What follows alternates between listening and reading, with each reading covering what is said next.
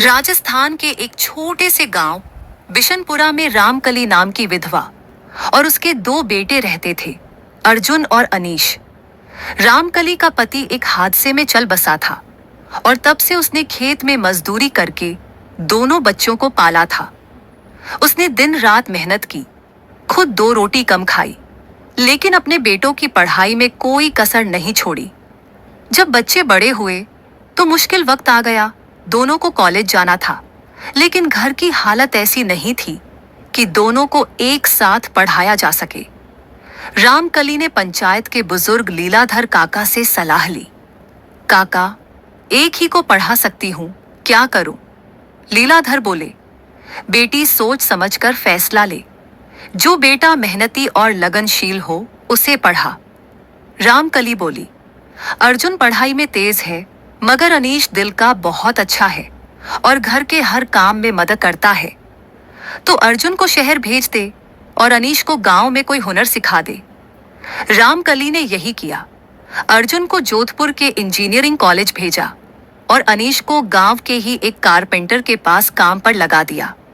अनीश को दुख तो हुआ, मगर वह मां की तकलीफ समझता था। साल बीते, अर्जुन ने पढ़ाई पूरी की और एक मल्टीनेशनल कंपनी में इंजीनियर बन गया। पहली तनख्वाह पर मिठाई लाकर बोला, मां, अब हम सब जोधपुर शिफ्ट हो जाएंगे। रामकली और अनीश शहर आ गए। अनीश ने भी वहीं एक वर्कशॉप में नौकरी कर ली। वह फर्नीचर बनाता, मगर मन में थोड़ी कसक थी कि उसे पढ़ाई का मौका नहीं मिला। एक दिन अर्जुन का बॉस उनके घर डिनर पर आने वाला था। अर्जुन घबराया कि अनीश सादा कपड़े पहनता है और गांव वाला दिखेगा तो शर्मिंदगी होगी।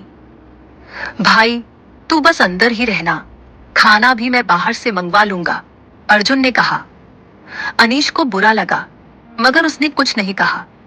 रात को अचानक कैटरिंग वाला नहीं आया। तब अनीश ने खुद किचन संभाल लिया। उसने अपने हाथों से लकड़ी की ट्रे बनाई, टेबल सजाया और इतना लजीज खाना पकाया कि बॉस बोले, ये खाना किसने बनाया? रामकली बोली, छोटे बेटे अनीश ने। बॉस हैरान हुए, इतनी खूबसूरती, ऐसा हुनर, क्या तुम हमारे होटल में हेड शेफ और इंटीरियर डिजाइनर की तरह काम करोगे? अर्जुन चौंक गया, लेकिन सर, इसे कोई डिग्री नहीं है। बॉस बोले, डिग्री नहीं, टैलेंट चाहिए। अर्जुन को अपनी सोच पर पछतावा हुआ। वह अनीश के गले लगकर बोला, माफ कर भाई, तू मुझसे बड़ा है, क्योंकि तूने बिना पढ़े भी सब सीख लिया।